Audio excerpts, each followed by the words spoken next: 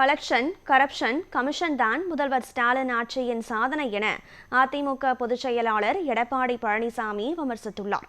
கன்னியாகுமரி மாவட்டம் ஆரல்வாய்மொழியில் வேட்பாளர்களை ஆதரித்து இபிஎஸ் பரப்புரை மேற்கொண்டார். அப்போது பேசிய அவர், கன்னியாகுமரி மாவட்டத்தில் 2 அரசு கலைக்கல்லூரியை கொண்டு வந்தது அதிமுக தான் என்றும், 5 ஆண்டுகால அதிமுக ஆட்சியில் 68 கலை அறிவியல் கல்லூரிகளை கொண்டு வந்து மறுமலர்ச்சி ஏற்படுத்தி அதிமுக சாதனை படைத்ததாகவும் குறிப்பிட்டார். வரி வருவாய் இல்லாத போதும் சிறந்த ஆட்சியை கொடுத்ததாகவும், திமுக மக்கள் செல்வாக்கை இழந்துவிட்டதால் கல்லூரி மாணவர்களுக்கு லேப்டாப் வழங்கப்பட்டுள்ளதாகவும் விமர்சித்துள்ளார்.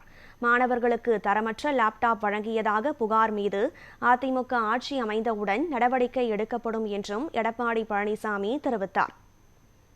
இந்த மாவட்டம் உயர்கல்வி படித்தவருடைய எண்ணிக்கை அதிகம் உள்ள மாவட்டம் கன்னியாகுமரி மாவட்டம்.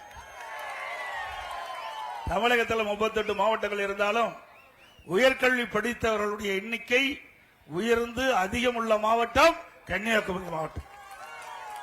அனைத்து இந்திய அண்ணா திராவிட முன்னேற்ற கழக அரசு இருக்கின்ற பொழுது 2 இடங்களிலே நாங்க கல்லூரியில கொடுத்தோம். 2 இடத்துல கல்லூரி கொடுத்தோம்.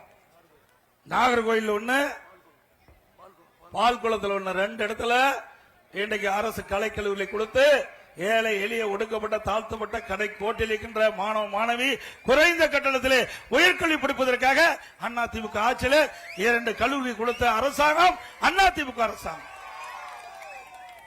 அதே போல இன்றைக்கு கல்விக்கு முன்னுரிமை கொடுத்த அரசாங்கம் அதிமுக அரசாங்கம்.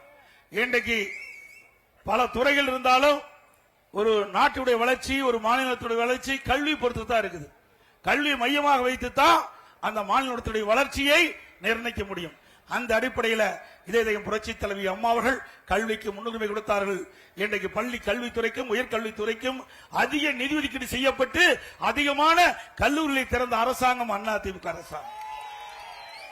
2011 இருந்து 2021 வரை 10 ஆண்டுல அனைத்து இந்திய அண்ணா திராவிட முன்னேற்ற கழக ஆட்சியில 68 கலை மற்றும் அறிவியல் கல்லூரி கொடுத்தோம்.